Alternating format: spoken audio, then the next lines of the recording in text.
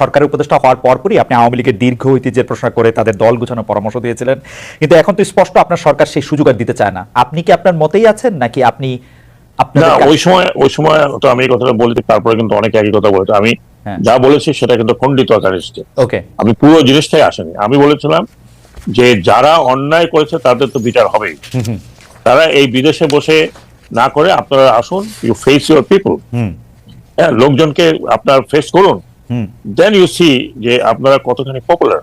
ওকে, আর যারা অন্যায় করেনি, যারা কোনো অন্যায়ের মধ্যে ছিল না, যারা অত ডেডিকেটেড ছিল, তারা যদি মাঠে থাকে তাহলে তো কোনো অসুবিধা নেই। এই ব্যাপারে আমার কোনো সন্দেহ নাই, বা বাংলাদেশের মানুষজন হয়তো এই সন্দেহটা করে না যে আপনি আওয়ামী লীগের কোনো পারপাস সার্ভ করতেছে। কেউ কেউ নানা ধরনের কথা বলতেই পারে, কিন্তু আমি মনে করি আপনার কাছে কি মনে হয়, লোকের মুখে তো রাইট, কিন্তু আপনার কাছে কি মনে হয় যে প্রফেসর ইউনূস সাহেব আপনার মন্ত্রণালয়টা বদলে দিলেন কোন একটা মেসেজ দেওয়ার জন্য, আপনার এই কথা বলার জন্য না বলার জন্য, নাকি এটার সাথে এটার কোনো সম্পর্ক নাই?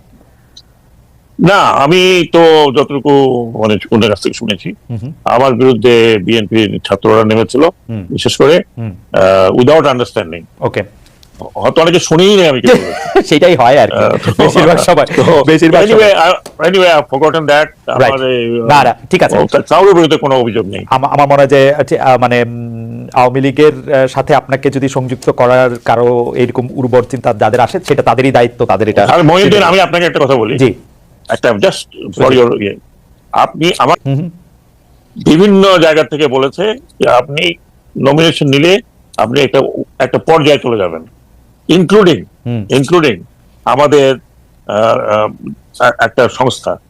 আমি সাথে বলেছিলাম যে আমার পলিটিক্যাল কোনো অ্যাম্বিশন নাই, I can't do party politics, I will never do it. General Sakhawat, আমি সে সময় দেশে ছিলাম, আমিও দর্শকদেরকে সাক্ষ্য দিচ্ছি যেরকম একটা আলোচনা ছিল, এবং আমি এটা ফরছি। আমি একটু জনাব মাসুদ কামালের কাছে যেতে চাই। জনাব মাসুদ কামাল, আপনাকে শোনার জন্য আসলে আমাদের দর্শকরা অনেকেই ব্যস্ত এবং বেকুল আছেন, কিন্তু আমি একটা প্রশ্ন করতে চাই যে আপনি কি ডক্টর মোহাম্মদ ইউনূস এবং তার উপদেষ্টা পরিষদের উপর রেগে আছেন?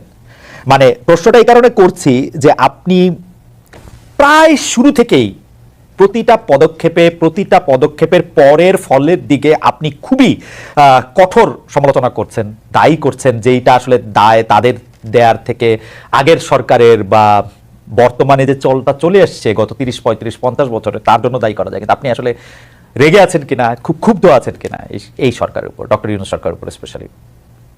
আচ্ছা, আমি ভালোর দিকে যেতে পারছে না, হয়তো বলুন পরীক্ষা যখন হয়নি, হ্যাঁ হয়নি, আমি যখন দেখছি আমার ছেলেটা অঙ্ক প্র্যাকটিসটা করে গেম খেলছে, তার উপর আমি ক্ষুব্ধ হবো না? হবো।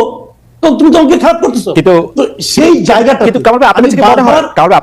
সতর্ক করার চেষ্টা করেছি, আমি বলার চেষ্টা করেছি আপনারা যেভাবে যাচ্ছেন ভালো হচ্ছে না, এবং আমি যেগুলো বলেছি আপনি মিলিয়ে নেন, সবগুলি সত্য হয়েছে, আমি বলেছি কিন্তু ওনাদেরকে। এবং আমি আজকে বলবো কিছু কথা, আপনি মিলিয়ে নেন। যেমন আজকে আমি একটা কথা বলে রাখি, যেমন আমি দ্রব্যমূল্য নিয়ে বলেছি, শুরু থেকে বলেছি এটা আপনাদের ভোগাবে, এবং ভুগিয়েছে। তারা সেই পদক্ষেপগুলো নিয়েছে কখন? যখন নাকি তাদের পুরো জিনিসটা নিয়ে মানুষের মধ্যে হইচই শুরু হয়ে গেছে তখন। এবং আমি আজকে একটা কথা বলি আপনাকে, এই যে আমাদের সড়কগুলি আছে, বর্ষাকাল কিন্তু এখনো চলছে, সড়কগুলি কিন্তু ভাঙা। দেখেন আগের যে সড়ক ছিল, আগের সরকার কি করতো, এমন ভাবে সড়ক মেরামত করতো যাতে নাকি 1 বছরের একটু আগেই ভেঙে যায়। তারা এমন ভাবে মেরামত করতো, টাকা নিত অনেক, চুরিচামারি করতো, কিন্তু অনেক চুরিচামারি হচ্ছে জায়গায়। তাদের এই মেরামত গুলি অল্প অল্প করতো যাতে নাকি প্রতি বছরে রিপেয়ার করতে হয়, আর তাদের বিপুল লাভ হয়। এবং সড়কগুলি কিন্তু ভাঙবে। আমি এখন থেকে সতর্ক করছি, এই সড়কগুলো আপনারা ঠিক করেন, দেখবেন যদি ঠিক না করে আর 3 থেকে 4 মাস, এখন এটা আমি বলবো না। কামাল ভাই, সড়কের ব্যাপারটা আসার আগে আমি একটু দ্রব্যমূল্য নিয়ে কথা বলি। আপনি দীর্ঘকাল গণমাধ্যমের শীর্ষ পদে কাজ করেছেন, এখনো কাজ করছেন নানা রকম ভাবে। আমি দ্রব্যমূল্যের ব্যাপারটা ফর শিওর জানি। আপনি যখন বলবেন যে দ্রব্যমূল্য বাড়ছে বা দ্রব্যমূল্য নিয়ে আপনি কথা বলবেন, এটা আরেক ধাপ বাড়ে। আপনি তো খুব ভালো করে জানতেন যে জানেন যে দ্রব্যমূল্য বাড়া বা এটা নিয়ন্ত্রণের বাইরে চলে যাওয়া সেটা সাময়িক, সেটা কিছু সময়ের জন্য মানুষের অতি মুনাফার কারণ, সরকারের দায় সেখানে অনেক কম।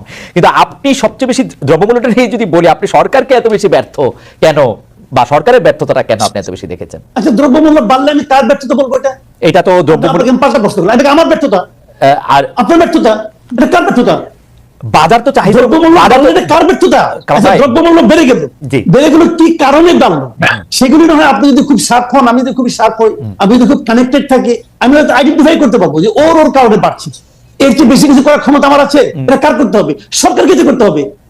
কিন্তু সরকার যখন একজন যে আপনি চেয়ার দেখেন এই ব্রিগেডিয়ার সাখার হোসেন উনি এখন যে একটা জায়গায় চেয়ারে বসেছে, যখন উনি না ছিলেন তখন ওনার কাছে কি গভর্নমেন্ট যে অ্যাপারেটাস গুলো ছিল না, তখন উনি হাজার বললেও কিছু হতো না। কিন্তু যেই মাত্র উনি চেয়ারে বসলেন তখন কিন্তু সরকারের সমস্ত ইনস্ট্রুমেন্ট গুলো ওনার হাতিয়ারে পরিণত হলো। এখন ওনার দায়িত্বটা কি? হাতিয়ার গুলো জায়গা মতো ব্যবহার করা। যদি ব্যবহার